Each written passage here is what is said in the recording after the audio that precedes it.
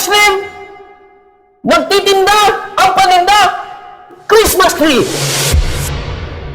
Subhanallah, yung mga Muslim na ito, na nakikisimpatya sa ganitong gawain, natakot kayo kay Allah subhanahu wa ta'ala. Natakot tayong lahat kay Allah subhanahu wa ta'ala. Dahil ang gawain na ito, sobrang galit si Allah subhanahu wa ta'ala.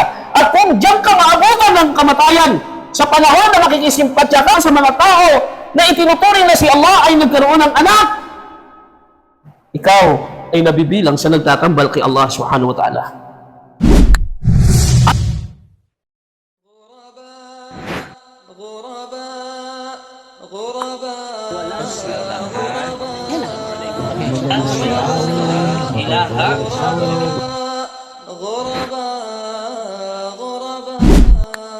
Alhamdulillah, purihin natin at pasalamatan natin si Allah subhanahu wa ta'ala sa kanyang mga biyaya na kanyang ipinagkakaloob sa ating lahat, at isa sa kanyang pinakadakilang biyaya sa atin ang tayo ay kanyang patnubayan sa loob ng pananampalatayang ito. Isa sa pinakadakilang biyaya ni Allah subhanahu wa ta'ala nang tayo ay kanyang ibilang sa mga Muslim, at ang naging pananampalataya at pinangahawakan natin ay ang Islam na kanyang ibinigay bilang panuntunan o kaparaanan ng buhay ng tao. Alhamdulillahi Rabbil Alamin. Purihin natin, pasalamatan natin si Allah subhanahu wa ta'ala ang may lalang. Mga kapatid ko, ngayon pong mga araw na ito, ngayong buwan na ito, ay ito yung buwan na para sa ating mga Muslim ay nakakatakot at nakakapangilabot ang buwan na ito. Ito yung buwan na kung minsan hindi alam ng mga awam o mga awam na Muslim. Ibig sabihin mga Muslim di umano na mga normal. Maliban sa mga maalam o di kaya ay may alam sa kanyang pananampalataya. Doon sila ay nagkakaroon ng takot o pangamba sa oras o sa mga araw o di kaya ay sa buwan na ito. Buwan na kung saan ang mga Muslim ay dapat mag-ingat. Mag-ingat sa mga gawain na napapaloob sa loob ng buwan na ito. Maliban na pagkaigtingin nating lahat o di kaya ay gawin nating mas kamahal-mahal ang mga gawain na pagsamba natin kay Allah sa buwan na ito. Pagkaigtingin natin ang ating mga pagsamba, ibig sabihin pakahigpitan natin ang ating pagsamba. Dahil dito sa buwan na ito ay maraming Muslim na masisira at masisira ang akida. Maliban sa pamumuhay na meron ang mga Muslim sa panahon natin ngayon na punong-puno ng ikhtilaf, ibig sabihin pagkakasalungatan, ay ang buwan na ito ay araw o buwan na kung saan ito yung buwan na kung minsan di namamalayan ng mga Muslim ay nakakagawa sila ng gawaing shirk. Ano ibig sabihin ng shirk? Pagtatambal kay Allah subhanahu wa ta'ala. Kung bakit itinuring natin na sa buwan na ito ay nakakapangamba, nakakapangilabot, sapagkat sa loob ng buwan na ito ay marami at marami ang gagawa ng mga gawaing pagtatambal kay Allah subhanahu wa ta'ala. Kaya kinakailangan ng mga Muslim ay mag-ingat sa panahon na ito. Ano ba ang nasa loob ng buwan na ito? Ito yung tinatawag na pagdiriwang sa tinatawag nilang Pasko o Christmas. Itong Pasko na ito ay itinuring ng mga hindi Muslim na kapanganakan ng kanilang Diyos. Isinilang daw di umano ang kanilang Diyos, ang kanilang sinasanda o pinaniniwala ang anak ng Diyos.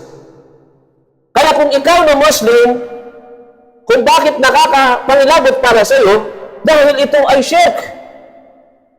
Kaya hindi natin kailangan makisimpatya o makihalo-bilo sa mga gawain na ito.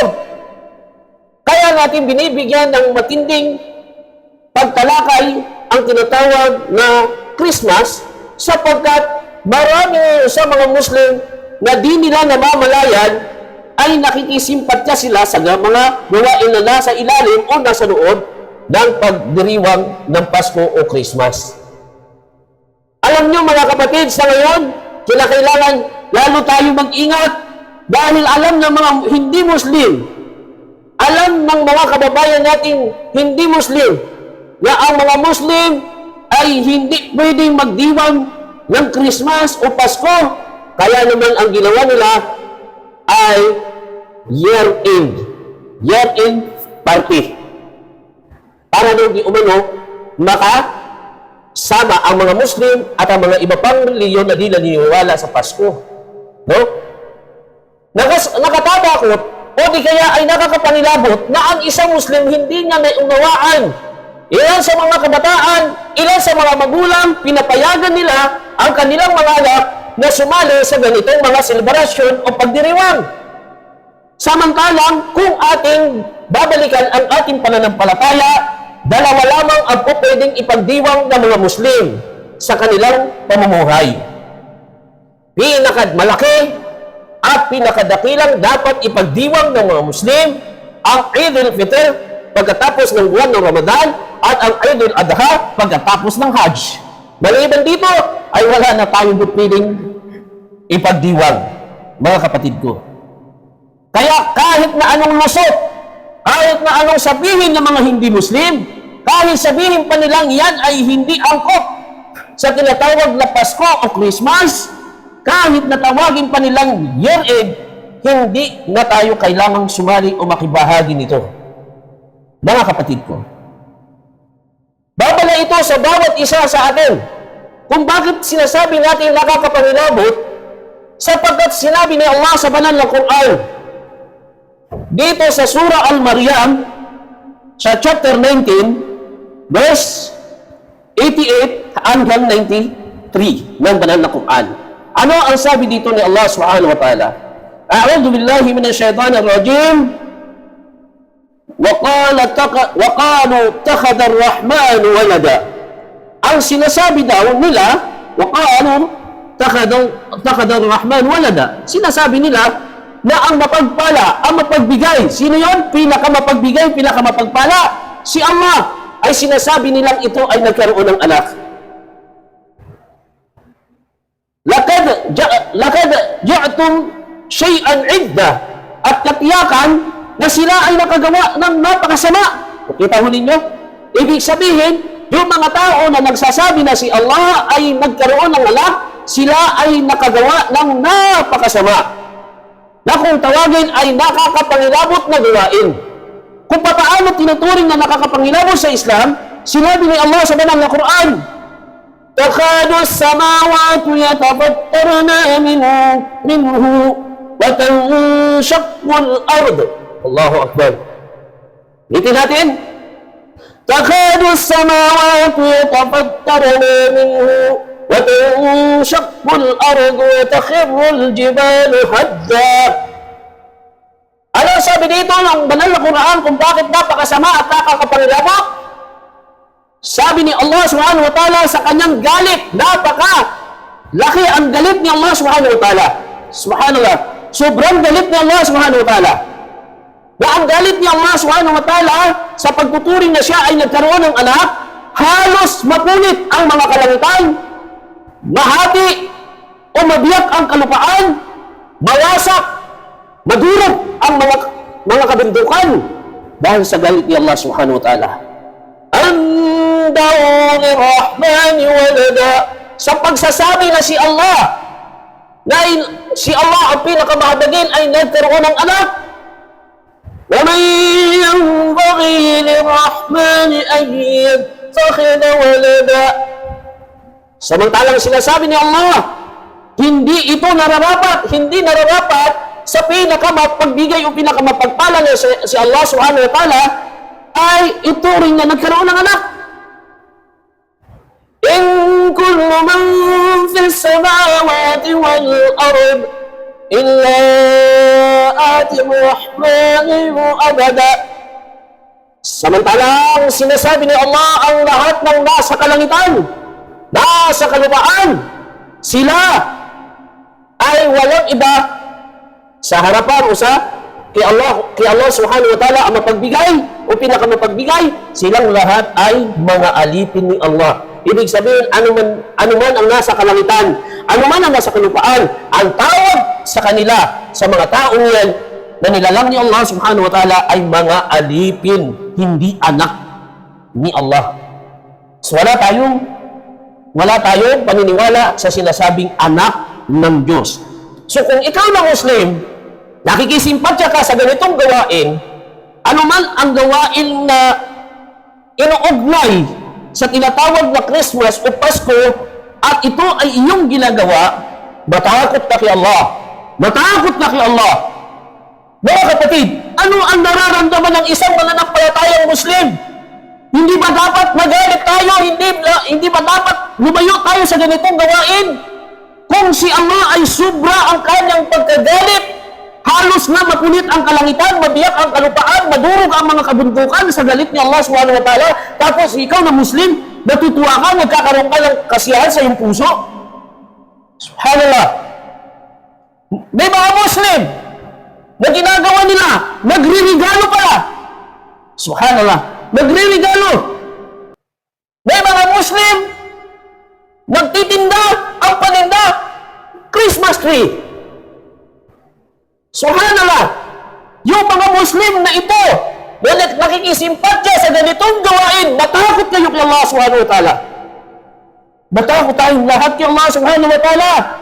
Dahil ang gawain na ito, sobrang galit si Allah subhanahu wa ta'ala. At kung diyan ka maabutan ng kamatayan, sa panahon na makikisimpatya ka sa mga tao na itinuturing na si Allah ay nagkaroon ng anak, ikaw ay nabibilang sa nagtatambal kay Allah subhanahu wa ta'ala.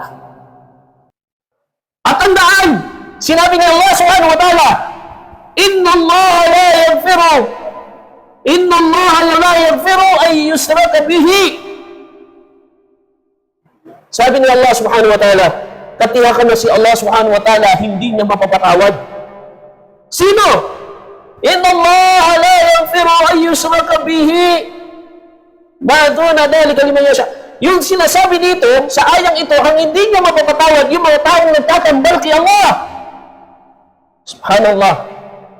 Wa yaghfiru, maliban na ang patatawarin ng Allah subhanahu wa ta'ala sa sino man kanyang naisin.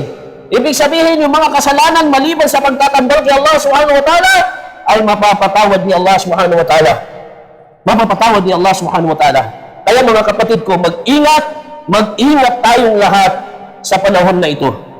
Yung mga anak natin, ingatan natin, baka sila ay nakikisimpatya sa gawain na ito. Ipaabot natin sa sino mang kapatid natin ng mga Muslim. At kung sila ay makikisali, makikisimpatya, ang mahalaga ay maipaabot natin na ang panahon na ito ay panahon ng mga pagtatambal kay Allah subhanahu wa ta'ala. Pangalawa, ito yung panahon ng paggawa ng mga bid'a. Dahil ang gawain na ito, bukod sa pagtatambal kay Allah subhanahu wa ta'ala, ay bid'a. At ang lahat ng bid'a ay malalaglag sa apoy ng impyerno. Ano yung bid'a? Pangdadagdag sa Islam. Dinaragdagan mo ang katuruan ng Islam. So hindi katuruan ng Islam ang pagdiriwang ng kapanganakan.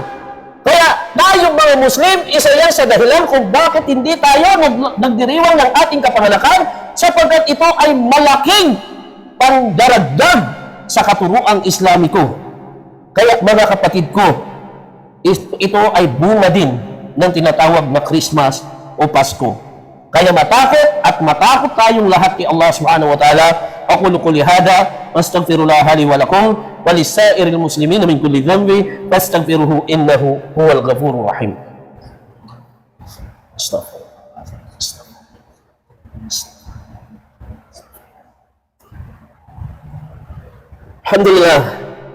Alhamdulillah bi ni'matihi atimu salihan.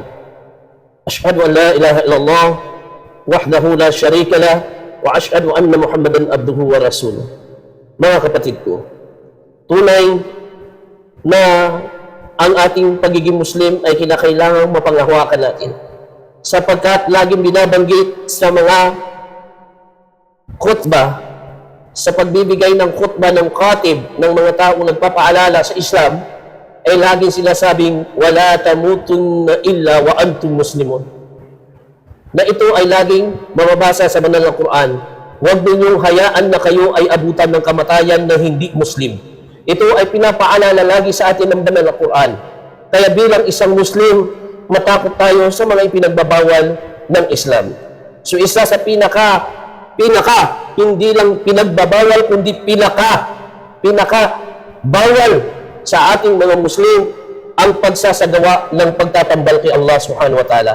Kaya itong mga gawain na ito ay mga gawain katulad ng pagkakaroon ng selebrasyon o pagdiriwang. Ito ay bukod sa pagtatambal kay Allah subhanahu wa ta'ala ay bid'ah. Pangatatlo ay kasinungalingan. Ito ang ipinagdiriwang ng mga hindi Muslim sa panahon natin ngayon. Kasi mangalingan na hindi naman talaga nangyari. So, ibig sabihin, maraming makukuha na kasalanan ang mga Muslim kung sila ay sasali sa gawain na ito. Anong kasalanan na yun? Bukod sa pagtatambal, bid'ah, pangatatlo, pagsisinungaling. Subhanallah. Kita ninyo punong-puno ng kasalanan ang buwan na ito. Kaya nakakakilabot ang buwan na ito, mga kapatid ko. So, yung mga pagbati man lang, lalo na sa mga kapatid ko na ngayon pa lang, sa loob ng Islam o mga baguhan pa lang sa loob ng pananampalatayang Islam, maging ang pangbati ng Christmas ay hindi tayo pwedeng tumugon. Hindi tayo pwedeng tumugon. Sapagkat ito ay pangbati ng mga taong nagtatambal kay Allah subhanahu wa ta'ala. Christmas, ito ay hindi natin pwedeng gamitin ng pangbati. Kaya kapag kayo, lalo na sa mga kapatid natin na hindi pa gaano katagal sa loob ng pananampalatayang Islam, o maging ang mga tao na matagal na sa Islam. Nakakalungkot, maraming matagal na sa Islam, pero nandun pa rin ang pakikisimpatsya dahil doon nakikisama. Ito yung mga katwiran ng mga ilan sa ating mga kapatid. Nakikisama lang sila. Kaya naman nandito sila sa lugar ng mga hindi Muslim, nakikisama lang kami. Ibig mong sabihin, kahit na ikaka-impyerno mo, kahit na hiulog ka sa impyerno, susumugin ka sa apoy ng impyerno, basta matuto ka lang makisama sa mga hindi mananampalataya. Allahu Akbar. Hindi natin dapat maging katarungan o maging katwiran ang lahat ng ito. Mga katwiran ito ng mga taong walang alam sa Islam. Mga kapatid ko, hindi ka marunong makisama pagdating sa tinatawag na pagtatambal kay Allah subhanahu wa ta'ala. Propeta Muhammad sallallahu alaihi wasallam, kaunting pagtatambal lang kay Allah ay nagkakaroon ng pamula ang kanyang mukha. Pag nabanggit yung pagtatambal kay Allah subhanahu wa ta'ala ay namumulala ang mukha ng propeta sa galit. Ganyan ang propeta Muhammad sallallahu alaihi wasallam. Tapos ikaw ngayon nakakaramdam ka pa ng tuwa. Allahu Akbar. Muslim, matakot tayo kay Allah subhanahu wa ta'ala. Bukod sa pagdiriwang ng Pasko, ay mayroon pang paghahanda tulad ng New Year o Bagong Taon. Subhanallah, marami mga Muslim sila pa nangunguna. Mga Muslim daw sila, pero sila yung nangunguna na nagtitinda ng mga paputok. A'udzubillah. Allahumma sta'an. Humingi tayo ng tulong kay Allah subhanahu wa ta'ala na huwag tayo mabilang sa ganitong mga tao.